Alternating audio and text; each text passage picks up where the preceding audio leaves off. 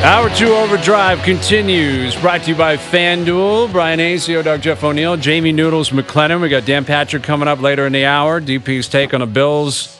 Feels like a must-win tonight, right? You got Denver in town. Denver's coming off a bye. They beat Kansas City the week before that, but the Bills are 5-4. And Denver's not a good team. No. Denver's not a good team. Buffalo would be a good survivor pick. What is the line, though? 7. Last time I checked on FanDuel, it's Bills by a touchdown tonight. So, yeah, Buffalo's got to get this because they've got games coming up at Kansas City, at Philly. It's not going to be an easy road here for the Bills, so you got to beat a team like Denver. You never know in football. Never know who Owen Wilson will select. Yes, Team Owen Wilson will be on the clock, and it's we've kind of an had up and down conversations all day. Okay. All right, Wow. It's up to 7.5 now. Oh, the money's coming in on Buffalino. All right, now you're getting a half point on the other side. I'm not sure I can go wrong. These guys, I'm going to it's like a psychological warfare here. I'm just going to lean on these guys Chip away at them. I think I know who they should pick, but I think I also know who they will pick. They're going to pick the Bills. Yeah, I think they'll probably end up picking the Bills. I think you're right. And I think the play is Denver personally tonight, getting 7.5, coming off of buying a big win, but we'll see. We'll see what they're made of later this afternoon. Luke Wilson will be in studio. Chris Johnston coming up here in a few moments. CJ's on his way over to Sweden. I think that's a good gig. Like CJ's going, MJ's going. Well, yeah, Gordon and MJ are calling both. Gord's going over. They're calling games over there, obviously. For Ottawa and the Leafs. That's right. That's both of our properties, right? Okay, so yeah, I guess they're going over to call the games. And there's going to be a whole bunch of people over there. Yeah, like I'm always curious how the European media will handle this, right? Because we've seen it with the NFL recently. Right. Where when the They NFL want first dibs. Yeah, like how is that going to work with the Swedish media or other, European media types? I'm sure going to be in Sweden if you're big hockey media in Finland or wherever you happen to be. Are you going to show up and who are you talking to? Are you talking to Willie? Are you talking to Matthews? I don't know. I guess we'll probably see. Everybody. I mean, they'll probably do it up well. Like the one thing, even going to that outdoor stadium series for Edmonton, Calgary, they did it well. Like the league puts on a good show. Oh yeah, they know what they're doing. They have it all set up for everybody. Like you're right. I think Willie for the Leafs will be front and center because he's had a great season. Swedish, he'll be excited. It'll be interesting to see how excited he will be. He doesn't generally show much emotion. He was smiling the other day. Yeah, he'll be happy to be over there. He should be. Subway or whatever the hell he was doing. That's his new thing. Well, he should keep that going. I mean, he's got points in 15 straight, and he's getting on the board quick. Yeah. Like he scored the opener, I believe, both games over the weekend, and like beauties.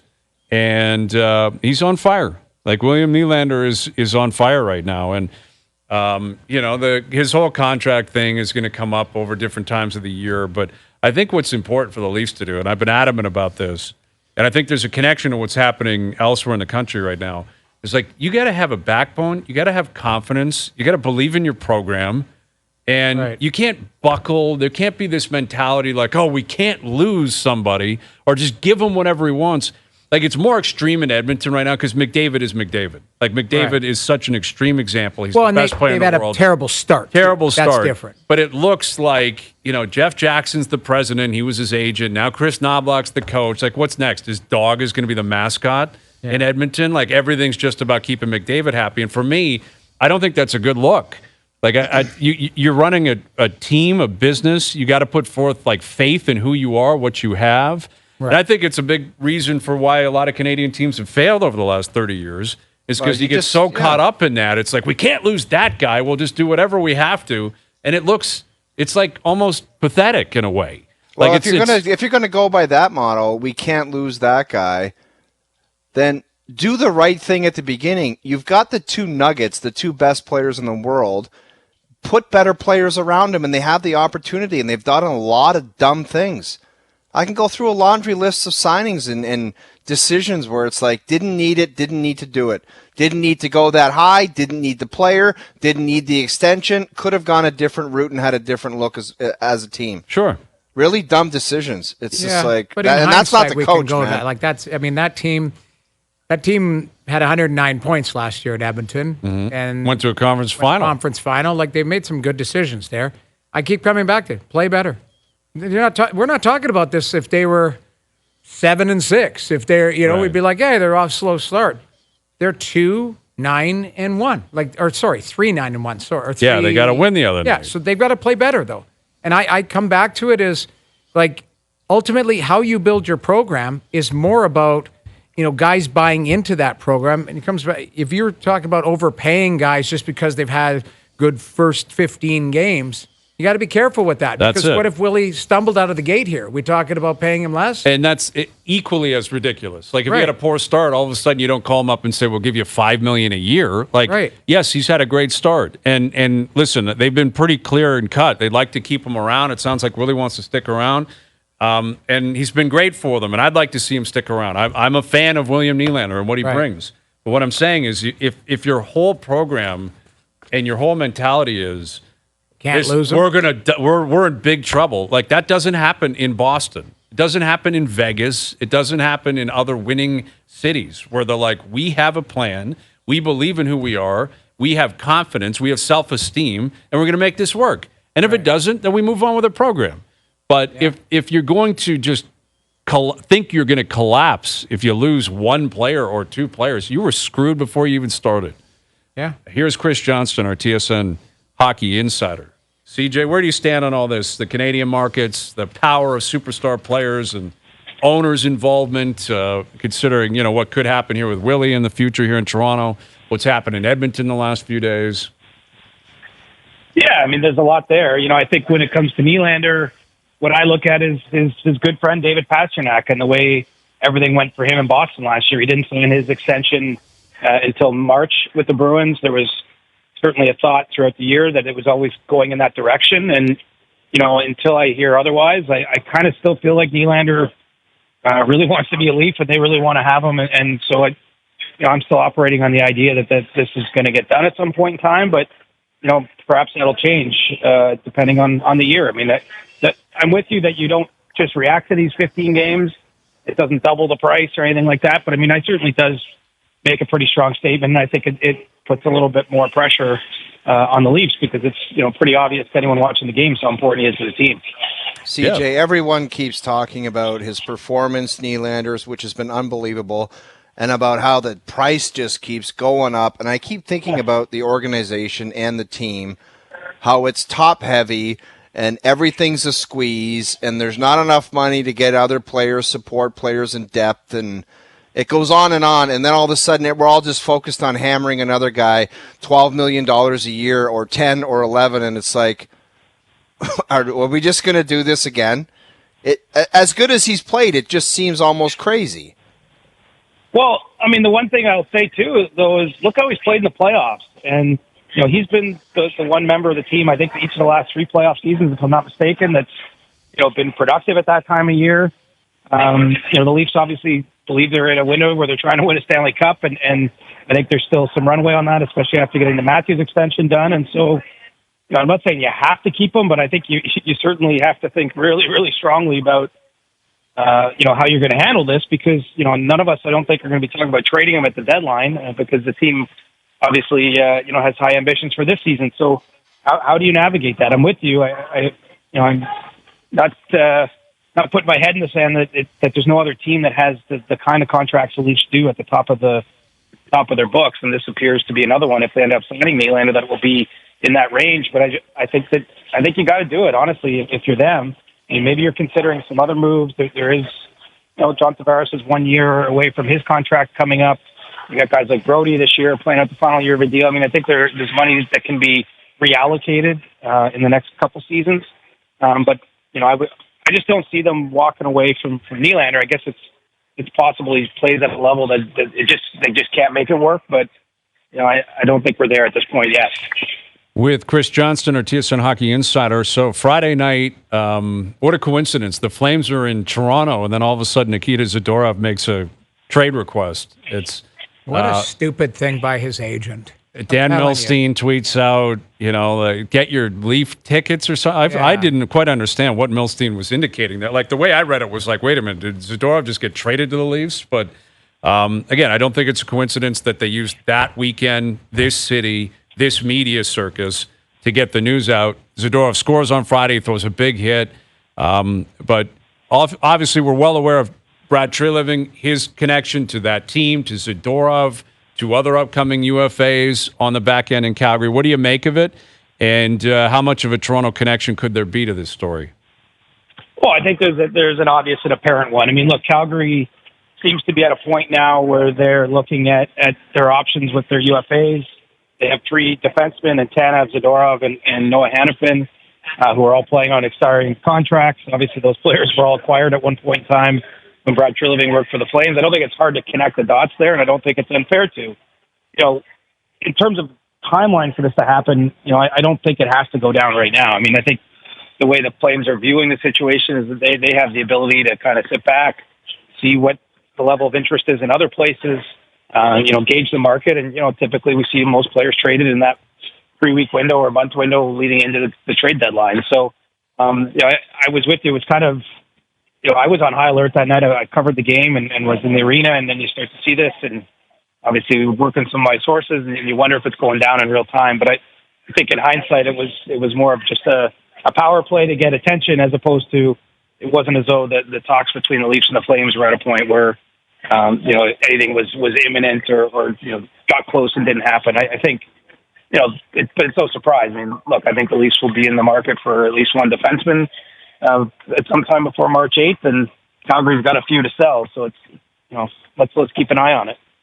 CJ, what do you make of agents going public? You know, like we saw Alan Walsh last year, very vocal about Jonathan Huberdeau. Don't see him being vocal this year about Huberdeau's play or big bad Daryl Sutter. Didn't notice Huberdeau on Friday again. But, shocking. Well, he had that 2-on-0 in overtime, and he passed it back That's door. the only thing he did, and it didn't work out. But it's the only thing. But then, you know, again, Dan Milstein, who by all accounts is a good agent, good guy, all of that. But like, is it like I don't like agents taking, it's not dirty laundry, but taking laundry public. Because what could that possibly do for the relationship between Zadorov and the Calgary Flames, Zadorov and the players, his teammates, Zadorov and the marketplace?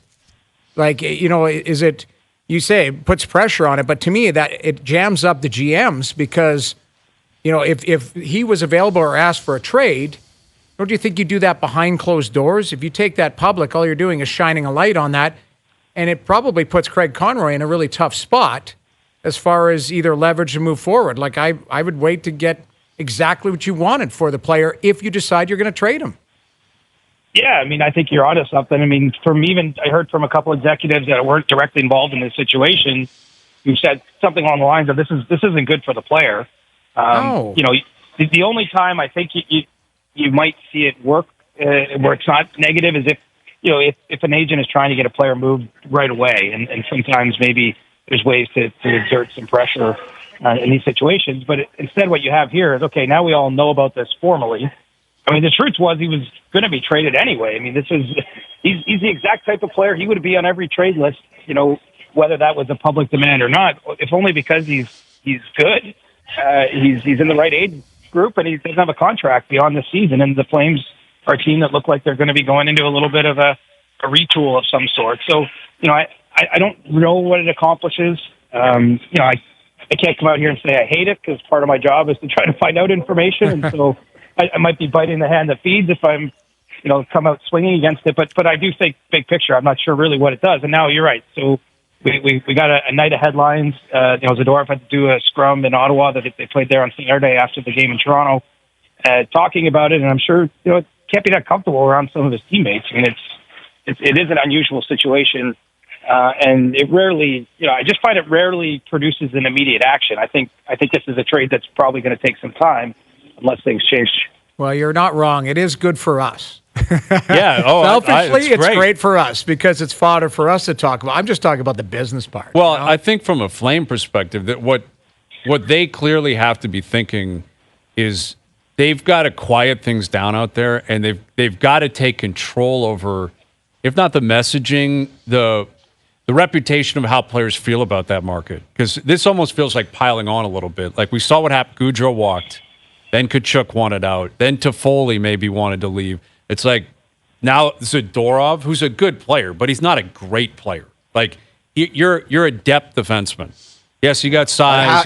How is the handling of Zadorov going to handle how players feel about Calgary? I guess that's what I'm asking. Like, I don't know if I have the answer, but like the perception, this just is one more guy. It's like, oh, now this guy wants out, and then what's next? Hanifin's going to leave, and then Tanev's going to leave. Like, the reputation has changed pretty quickly in Calgary, where they've had players who have been pretty outspoken that they just don't want to be there. That's not a good scene for anyone. Like Craig Conroy, the owners, any of them at this point. Well, I think I don't see it as a comment on the market, though. I see it as a comment on the teams kind of going nowhere as currently constructed. And a lot of those players, want to go play for a contender. I know even in Zadorov's case, it's not like he hates living in that city. He's heading into a free agent situation where he wants to be put in the best position possible to show his game, to drive up his own value for July 1st. I think in a lot of ways, Noah Hanifin and the Flames were really close on an extension here in the last few weeks, and everyone's backed off, with Calgary's start to the season since then. But, I think some of the trepidation on Hanifin's part wasn't anything to do with the market. It's just, is this going to be a rebuild situation? Are they going to, when are they truly going to be back into a sort of a window of contention? And does that line up with where his career's at? So, I'm sure it gets interpreted as a market thing, but honestly, I don't think it has anything to do with Calgary specifically. It's just, that they've had a run of, where they've been one of the better regular season teams, certainly at times in the last couple of years, and the guys left, and now I think that they're, heading into something like a rebuild or a retool. CJ, we just talked about Huberdeau. Like, give me your crystal ball on how this plays out for this guy, because he's in the first year of a deal that's paying him $10.5. And it's just, there's no other way to describe it. It's a mess. Like, how do you think it plays out?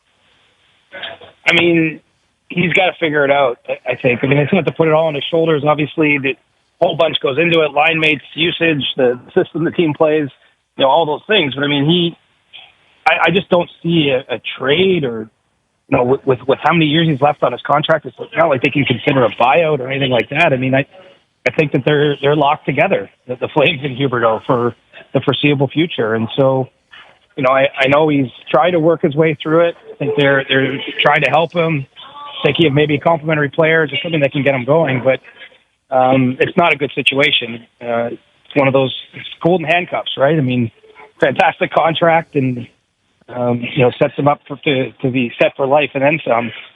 But, it can't be that much fun coming to the rink right now when his play has dropped off as it has. He's obviously in the crosshairs a little bit, and I just can't imagine his confidence is too high at this point in time. No, it's certainly not. But anyway, you're on your way to Sweden. What is the general vibe around the team about the Leafs and the three other teams going over there, like being ambassadors for the league? Like, is that the statement that is being directed towards them? Like, yes, you're representing the Leafs or Ottawa or Minnesota or Detroit, but really you're over there representing the league and their interests at this point.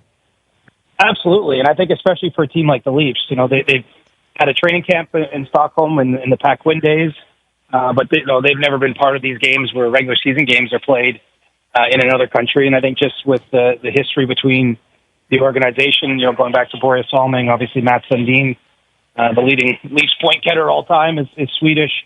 You have guys like William Nylander and a bunch of other Swedes on the roster now. I think that it's a big event for the league, and I think the team's going to try to have some fun with it. I mean, it's kind of disruptive on some levels just because, the Leafs play like 2 games in 12 days or whatever it is, just given the travel to and from.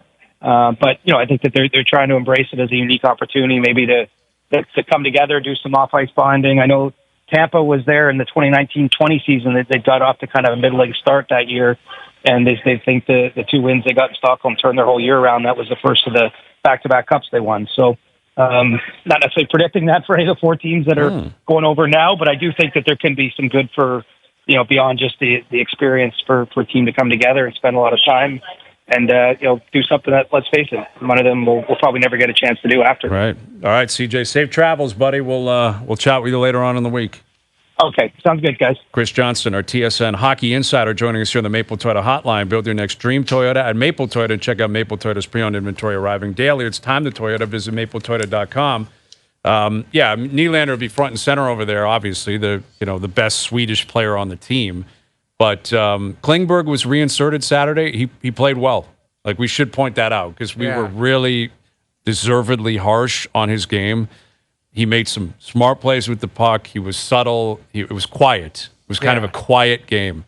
And solid game. Yeah, it was just a solid game. And obviously the injury, it was a one-night injury. Then the next night he's fine and he's back in there. But that's what he needs to be. That's what had to happen. Quiet and somebody that's crafty with the puck. And when you're not really physical, use your smarts and your hockey sense and your passing ability to get you out of trouble and get you up the ice, and it looks quiet out there. And there's no like, oh my God, what is this guy doing?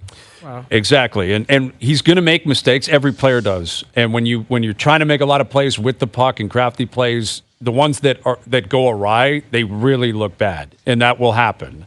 But he got reinserted. He went in. He played well. I'm curious what this means for Ryan Reeves because personally, I don't see how you mix with that fourth line. Like Bobby McMahon this isn't the second coming of Wendell Clark, but he looked pretty good, and he's got pace, and he can play physically. And Camp, the line contributed positively. Scored 2 goals, and they can skate and they can hit. Exactly. And when they have the puck, they can actually make plays. Yeah. Like I don't know. I wouldn't be surprised if Reeves got back in the lineup this week in Sweden because they're not just going to sell him down the river. They gave him a 3-year deal. But he doesn't it have couldn't to have play gone worse for him on Saturday, the way the fourth line played without him. But what if it's a performance-based league and it's all about the W's? I don't agree with that, Hayes. I don't agree with, we gave you a 3-year deal, so you're going back in there. That contradicts everything it's all about. Mm-hmm. The fourth line was productive. They scored. They won.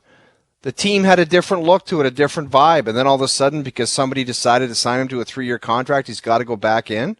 No, Not on my watch. I hear you, but I think that, you know the politics of the game. What's the politics? He's got a guaranteed contract. What's he going to do? Sue the Leafs? No, he's not going to do anything. No, he's got to chew on it, and that's what happens. That's what should happen. I'm in agreement with you. I'll believe it when I see it. I don't think they changed the lineup for next game anyways. Like, I think that why try and fix it if it ain't broken? You know, I thought if they win their first game there, you go with the same lineup again. Well, it's see how pretty it goes. simple business to me. And the other thing is, throughout the year, there's injuries, inconsistencies. Like, you can move players in and out. Like, John Klingberg didn't play Friday. All of a sudden, he played Saturday. Yeah. It's sometimes you're all right to sometimes take a step back, breathe, watch a game, and then get back in there. Mm-hmm. A little bit of a reset. Like, Ryan Reeves will get back in there, whenever that is, and he needs to play better on that fourth line. That's what he does. Yeah. Got to. He does. Now, is it reasonable to expect he plays better? I'm not sure that is reasonable because, with the puck on his stick, it's not going to go really anywhere. He's not fleet of foot. Like his impact is physicality, intimidation, fighting. There's no takers, or if he can't get there to throw the hit, I don't see how he has a tangible improvement personally. But that's where, again, the politics come into play. 13, 14 games in, are you going to say we made a massive mistake and waive the guy? I find that hard to believe. I don't think that'll happen. I could be wrong. And maybe he just hangs around. But when you're up against the cap, a lot of teams don't have the luxury of just having guys hang around. Right. Because if you do get an injury and it's like, we got to call someone up. Someone's got to go here. Right. I think he gets in. See. I just don't think it's next game. It shouldn't be next game. Right. It shouldn't be. But that said, Calgary at least won on Friday, and Klingberg went in the next night. They gave him a one-night breather. Regardless of the outcome, they said you're going back in. We'll see what happens with Reeves. We should get into what's going on in Chicago, where your boy Connor Bedard is putting on a clinic right now. A show on. He's got 9 goals in 13 games. Got 13 points in 13 games. That goal he scored last night, where he went roof, it's disgusting. It's just a disgusting goal. It's impressive. He had 2 goals and 2 assists. Was that on Friday night? I think he had a 4 point. The best is the look off. The look off. Yeah, he wasn't even looking at. Watch his head. He's looking somewhere else. Oh, sorry. Sickening. Is that Bob? I told you guys. You guys made fun of me. And you both did. You're like, come on, he's getting 20 goals. No, you said 100 points. That's what you said. I did not say 100. I said he was going to score 40 goals in the league this year. And you guys said you're a joke. He scores 40. I got to give you credit. He's on pace for it right now. And he looks like the only thing I said is after watching him live and after watching some of these games, I thought the light was going to go on for him in about 10 games of him figuring the league out. I don't think I'm wrong in that. No, he's no, starting to figure the league out, and he's on seems so. fire. But Yeah. I still don't know if he's 100 points. I don't think but he's getting I think 100 he can get points. 40. Yeah, Kid well, can listen, score. he obviously can score. I mean, for me, it was more about the team is so bad, which is still true. And, what's it going to look like post-deadline if they trade off pieces? And he's 18. He's not a big guy. Like, he got crushed over the weekend, and Foligno went and – was that last night? I guess Kulikov got him. Yeah. And Kachuk gave him a pop, too. Then Kachuk just decided, I'll go over and take a look at you as opposed to the swipe scrum, at you. Yeah. which is typical of Matthew Kachuk and not at all surprising. But It was a big hit, though. it was a massive hit. And then, It was a massive hit. You know and there what? has to be a Kid response. got That's why up, Nick though. Foligno's there getting paid $4 But million. the kid got up. Yeah, he did. Kulikov, you're allowed to hit people. Exactly. It was a clean hit. Well, Bedard turned at the last second. That, like you see, if you But he's watch going him, for the puck, and then Yeah. that's I don't know. I mean, that's on Bedard. What are you doing trying to pull up when Kulikov's clearly in the process of throwing a hit on you? well, there was no penalty on the play. There was penalties because of the Response. The response, yes. But still, it's all good. Shout out to Connor Bedard. I was watching all three of us. I were actually big watched believers. that. I was watching that game. It was Yeah. pretty good. I want it listed, and I want it on the record. The show, no one individually, the show was always supporting the idea of 40 snipes for Bedard. All right, Dan Patrick coming up. We'll get do you see Robert? JP, get the clips of these idiots calling me out. I never Go ahead, called you JP. out. It Go ahead, was- JP. It was Hayes Go that ahead. called you out. Go ahead, JP. Robert Saleh, the head coach of the Jets, came out today and said that Zach Wilson's actually playing pretty well, so he's going to continue to be their quarterback. Awesome. We'll ask Dan Patrick if he believes in that assessment, and if he was starting a team today, who would he prefer as a quarterback, Zach Wilson or Mac Jones? Wow. That and more coming up. Dan Patrick will join us next. All right, Luke Wilson coming up in about an hour. Owen Wilson on the clock with the game tonight. Bills at home feels like a must-win. It is a must-win. You can't lose to Denver at home on a Monday night, No. right? No, you can't do that. You can't do it. And they got some tough games coming up at Kansas City. I think they're at Philly. Might be at the Chargers. Like tough games for the Bills. So you got to get this one tonight. And something about the state of New York right now. For the Bills, 5-4, they're basically the 72 Dolphins compared to the Giants and Jets. Dude, those Giants, man. They are pathetic. Oh, my. They are Or Brian Dable. pathetic, The look on pathetic his organization. face. Yeah, it's a rough It's go. awful. All right, you hear Dan Patrick every morning right here on TSN Radio. He's been on the show many times. We love having him on. Here he is back on Overdrive, Dan Patrick. How you doing, DP? Let's get to it. Let's get to the Green Bay Packers. Uh-oh, we lost you there. Connection. Let's put him on hold, see if we can get a better connection there, Chris. Not a good start. I think he said something about my Packers. Is that what I heard? No. He said, let's get to it. Let's talk the Green Bay Packers. Wow. Is he chirping my Packers? Because the Packers lost yesterday in somewhat heartbreaking fashion to the Steelers. Yeah, But Dude, they're not do you that remember good. how fired up you were about your boy Jordan Love? that was after 2 games, though. Yeah, 2 games he looked great. It's been thinner since then. Yes, it's been very thin. I liked, you know what? He's actually Conversely, played well the last couple of games. Been okay. Statistically, he's been okay. And his former quarterback's on the sidelines with the headset on. Yes. Helping out. Getting pissed about play calls. You see that last night in New York? He's like, they call the run play in the fourth quarter. He's shaking his head. He's just miserable. And that's Nathaniel Hackett calling that play, too. Yeah. All right, we got Dan back with us. Dan, you got us.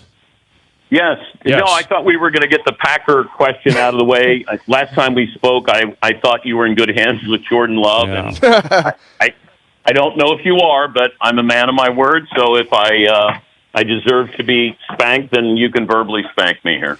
Yeah, you led me astray because they're 3-6, and it's not going so well. And I think the whole dream of them making the playoffs, it seems like it's probably a lost cause at this point. I don't get it that one guy makes that much of a difference. I know Rodgers is incredible, but I would have thought that the supporting cast might have stepped up. Sometimes that happens when you lose your star, and then everybody kind of rallies together. But it hasn't worked out. And I'm very surprised. Dan, what do you make of New England, the mess that's going on there? I've never seen, although Bill Belichick doesn't say much post-game or any time, but that's a weird vibe there. What do you make of it? You know, it's always been a weird vibe. It's just when you win, everybody overlooks the weird vibe. And now they're not winning, and now you want answers. Well, Bill's never given you answers, ever. No. And you want answers, he may have. I don't even know if he has answers. But the fact that he doesn't communicate well with anybody, and now you're going, okay, what are you going to do at quarterback position? And then he gives you that monotone that I don't know. We're on to the next week, and then you go, okay, that'll do it. That pretty much solves everything. But I didn't think at the beginning of the year when they started slow that he would be back next year, because this is not one or two. This is really, 3, 4, since Tom's been gone, now we're saying, all right, let's see what you got. Is it the quarterback or the coach? And I just don't think they have any star power. You want to talk about a team that has no pulse whatsoever nationally, where you go, let me tune into see the coach on the sidelines. And that's about it. And Mac Jones, he can't do it alone. He's sort of like Brock Purdy of the East Coast, but he doesn't have any of the weapons that Brock Purdy has. And I think people are starting to go, has Bill lost it? At age 72, is it time to move on? And I think the strange thing is, and I mentioned this on the show when the Spurs got Victor Wembanyama, Belichick needs his Victor Wembanyama, but they have to lose all these games, and then maybe you get Drake May or Caleb Wade. You get somebody there that maybe is worth bringing Bill back, but I don't see it happening. If you were starting an NFL team today and you had two options to be your quarterback, Mac Jones or Zach Wilson, who are you taking and why? I'll take Mac Jones because I think he has a better understanding of what he can and can't do. Zach Wilson strikes me as Zac Efron playing a quarterback in a movie, where you go, oh, okay, yeah, he looks cute, he looks the part, he just doesn't play the part. I think he thinks he's more than what he is, where I think Mac Jones knows who he is. That still may not be good enough. Yeah. It's really something watching A, Zach Wilson play, but B, Robert Saleh have to come out every week and convince the world that he's actually playing well. Because I guess Saleh did that today. He's every week it's a declaration. Is someone telling him to do that? I would bite the bullet on that one and say I'm not complimenting a guy who's not getting it done. I'm just not doing it. I don't know if Robert took creative writing in school, but no. I'm assuming he did, because he's very good at coming up with a different way of saying the same thing without criticizing Zach Wilson. They need to find out what they have. I think they found out what they have. Now you need to try to win some games in case Aaron Rodgers comes back in a month, and that's where I would play Trevor Siemian. Once again, it's not exciting, but I need to have somebody understand what they can and can't do. And the problem is Zach Wilson could do whatever he wanted to when he was in college. Then you get to the pros, it just doesn't work out that way. And I think he's still thinking that he's back at BYU. With Dan Patrick, we saw Aaron Rodgers tell NBC last night that his plan is to return early to middle December. Are you rooting for that story? Are you hoping it happens? Yeah, you are? Oh, yeah, it's content. That's all I care about. If he comes back, great. Is he good? Do they still have a chance to make the playoffs? It's a better story if he comes back than if he doesn't. Because if he doesn't, it's going to be sort of this drag-out story that'll go into January. Will he come back for the final week? Should he come back for the final week? Can he get medically clear? If he's coming back, I hope he comes back.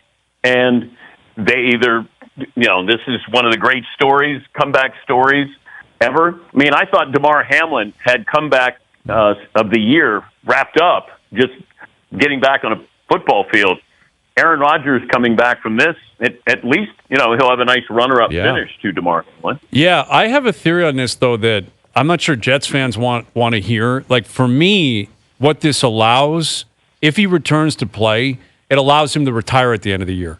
And I'll give you an example in a different sport. Carey Price is a great goalie. He was with Montreal forever. Price was banged up forever, right? Yeah. Bad back. It sounded like he was going to retire. Had a really tough rehab. He came back. He played one game. And he said, I did it. I returned. I played one. I'm done. And I wonder if Rodgers is thinking the same thing. I got to get back. I got to play so I can say I played. But that opens the door for him to retire at the end of the year. I think he likes staying in the public eye.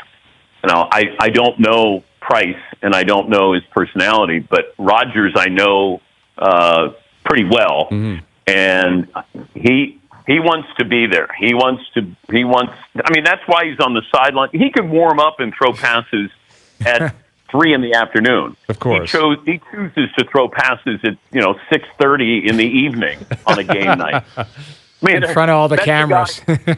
Yes, that's the guy who wants to be seen, and I think he wants to keep promoting this. His medicine is the right medicine. And, we need to have alternatives, and he wants to be living proof of that, going out there and playing. But I don't think for a second that he's going to stop and go, yep, I showed you, I played one game. Well, if he played well in that game or he didn't play well in that game, are you going to retire that way? There's too much money there. There's too much money left for him that it'd be tough to walk away unless physically he had to walk away.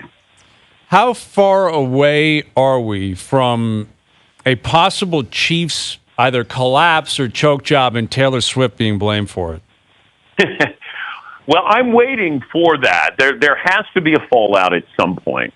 And I keep thinking, when she doesn't show up, Kelce hasn't played well. Now he's doing his bye week and he's going to go, seeing her in Argentina. Then all of a sudden, if something happens, But if you said to Taylor Swift, you can write another unbelievable album, but this isn't going to end well, or you're going to stay in love for a little while and who knows what's going to happen. Like, what would you take as an artist? Because some of the great music ever written, or even artists in what they paint, has to do with heartache. And that, look at Adele with her albums. It's about, heartache. And I wonder if you said that to Taylor Swift, you're an artist, this isn't going to last, you're going to write another unbelievable album, or you're going to roll the dice and stay in love. What would she take if it was, you hooked her up to a lie detector test? Yeah, that's a good question. And conversely, if that's, from Kelce's perspective, you break up now, you win a Super Bowl, or you stay together for years but you don't win again, which one is he taking? Because he's got the Super Bowls. He's probably got it wrapped up. He's a first-ballot Hall of Famer, maybe greatest tight end of all time. Well, it depends on how long I'd take Taylor Swift. Yeah, I think he'd take Swift. I think he would, too. Is she a billionaire, too? Yes, absolutely. Yeah, just became a billionaire. I mean, he is a great guy. I've known him a long time. He went to Cincinnati where he's trying to be a quarterback when he was in college. And, I mean, he is a fun guy. I can see where that, and look, he took his shot. Yeah. How many guys would do that? And you do it publicly, because all it can do is come back and, hit you in the face where guys are mocking you or doing Taylor Swift lyrics as you're lining up against them, whatever. But I like him a lot. It's tough to have these things last because they live in a world that we could never understand. And her world is something that he's just learning to try to understand. So I love, as I always say. Yes. But, it usually goes the other way, especially with these kind of relationships. Yeah, there does seem to be a pattern there, right, over the years. It seems to be possibly moving in that direction. We'll find out. She's not destructive, if you're going to marry somebody who's a musician and traveling, and they could be self-destructive. I mean, she seems like she's got her act together, and if he wants to go to these concerts, and plus he wears something that everybody knows that he's there. It's not, of all of the people she's dated, it feels like he's the one enjoying who Taylor Swift is. Right. And not trying to hide from the media or nothing like that. Hey, get in my convertible the first time she goes to Kansas City. Like, what? We were discussing that last hour. Like, the gear this guy wears, the clothing is outrageous that Travis Kelce wears. Outrageous. I think it's great. I think it's funny. Even when people said it's a stunt, I said, I don't think so, but I'll be in the minority. Mm-hmm. And then all of a sudden, people said when they saw her run off the stage and give him a kiss, they're like, okay, maybe. I said he flew to Argentina on his off week. I'm guessing that if it's not love, then it's really strong like. Yes. And good for him. Good for him. The Bills in action with Denver in town tonight. They're 5-4. Are you buying their stock down the stretch, or are you starting to sell on Buffalo? They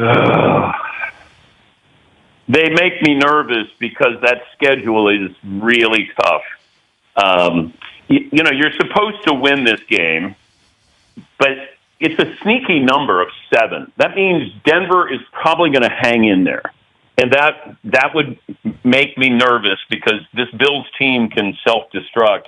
You have the Jets, but then you're at the Eagles and at the Chiefs and host the Cowboys and at the Chargers. I mean, that is really, really tough because you could win one of those games. You end up at the Dolphins. And, I mean, they may not make the playoffs. Whew. Wow. They may not make them. And if so, what's the fallout? Sean McDermott probably kept his job because there were so many, ancillary things going on with the team last year and having to deal with that. But this time around, I don't know if he gets a stay of execution here. I'm with you on that, and it has to start tonight. Like we said, that schedule is going to be tough. You have to be 6-4 coming out of this game, and then things are going to have to break your way, but you're going to have to win ball games. And the Bills, it's been very inconsistent all year. We'll find out. He is Dan Patrick. You hear him every morning on TSN Radio. We always love having you on, DP. We'll do it again, hopefully closer to the Super Bowl. And absolutely, we appreciate it, pal. We'll do it again soon. Thank you, guys. There's Dan Patrick of the Dan Patrick Show. Have him on a few times a year. We love having Dan on. Yeah. Right? Big Travis Kelce fan. Big Travis Kelce fan, yeah. The thing is he knows these guys. That's he's speaking from experience. So him saying he's a great guy and they always go on his show. Yeah. Well, the Kelce brothers are really likable guys. Very likable. Like Jason Kelce's one of the most, if you don't love that guy, yeah. I mean, the guy plays center. He's a grinder. He's a grit grinder. Yeah, he's funny. He's honest. He's thoughtful. Like we said last week, he was in the booth on Thursday night. It was exceptional. Like it was really well thought out. I think he gets it. Like he's really a smart guy. Yeah. I don't know how long he has left, Hayes. What would he have? A couple years left? Tops. Every year he might retire. He might. So he knows. Like he's in a Tide commercial. Like he got in the booth. He is starting to plan accordingly. Yeah. Where if he just says I'm walking away, he's got something lined up. Absolutely. Like it's just he's setting the table nicely. I will say. Yeah, he is. You're right. Because partially because he's a great player. In large part because of his brother, and everyone knows Travis Kelce. The whole package, though. The whole package, though. But now he is a personality. He's a guy you want to hear from. You're right. He will step right on a booth if he wants to. That's right. And him jumping in a booth is not just to be with those two guys. Who was it with? Al Michaels? Al Michaels and Kirk Herbstreit. It's not to be with them in the future. It's to let everybody else know, I'm good. You want me? You're going to have to pay. Yep. And they will, right? And he's got his podcast with his brother, which is hugely popular. I wonder how many non-sports fans are listening to that. Oh, my God. Zillions of people. Seems like it. In large part because of the Taylor Swift stuff. It's crazy. Big time. All right, Luke Wilson in studio next hour. Get his recap of the weekend, including the idea that C.J. Stroud might be in the clubhouse as the leader for the MVP right now, and the pick for Timo and Wilson coming up tonight. Overdrive continues, TSN 1050 and on the TSN app. All right, something to chew on, brought to you by Boston Pizza, coming up in the 6 p.m. hour. TSN 1050's Leafs lineup. Your chance to win Leaf tickets every week, all season long. Every weekday, we will announce a current or former Maple Leaf player.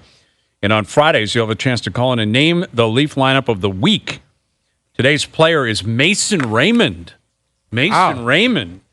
Yes, there you go. This week, we're giving away a pair of tickets to see the Leafs take on the Kraken on November 30th. So, again, on Friday, if you can call in, name all the players, you'll score a pair of tickets. There it is. Leafs Kraken. Wasn't he here at a weird time, Mason? Not a good time. Yeah, he was here. He might have been a PTO guy with Burke.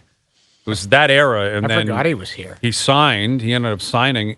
He actually had a decent year, I think, and then he signed somewhere else, he got like a contract. Did he go to Calgary after that? Yeah, he was in Calgary. He played Vancouver, Calgary, I think, like Toronto or whatever, but like he was a decent player.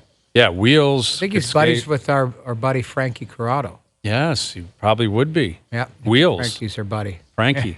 Yeah, Wheels. Our boy Wheels Wheels. Corrado. Yes. Frankie's doing a lot of... Wheels Corrado. I don't think he wants that handle. I don't think he tough needs one. that handle. Let's just go back to Frank. Frankie DeChambeau. works. We love Frank DeChambeau, yes. Yeah. Yeah. Wheels. So, Yeah. that's not a handle anyone's looking for right now. No. So, yeah, the Raptors are in action tonight. Washington in town. You see the Clippers are 0-4 since the James Harden trade. What did you think was going to happen? What did you think? I didn't think it would be like an implosion because now there's already all these reports saying Kawhi's bent out of shape. He doesn't No like it. kidding. Why wouldn't they It's a go to mess. Kawhi and say, what do you think about this? Instead, they just do it. It's so dumb. Across the board, there are so many dumb decisions being made. Yeah. You know, Like, I'm not a system player. I am a system. Yeah. That comment alone is going to hang over James Harden, right? I'm not a system player. I'm a system. That's all you needed to hear to say this is a big problem. Yes. Like, Yes. we need this guy to understand that it's Kawhi, Paul George, Russell Westbrook's here. You have to be a part of the program. It's not your team. And No. that's what And you James have. Harden- That's what you have when you have an owner who's a super fan like that, who just thinks he's playing Monopoly sports. Right. And it's like, give me this, give me that, and give me that, and I'm going to win. It's just, it's It's a video insane, game. man. They're Yeah, running it's it like a video joke, game, dude. and it's a mess. And it's still early, but 0-4, that's a real problem. Real problem. And anyway, Raptors, Wizards tonight. The Raps got a rude awakening on Saturday. They got crushed by Boston. Crushed. Yeah, Boston's not good. so good. That was a rude awakening. We'll see how they respond tonight. Final hour coming up. OverDrive continues.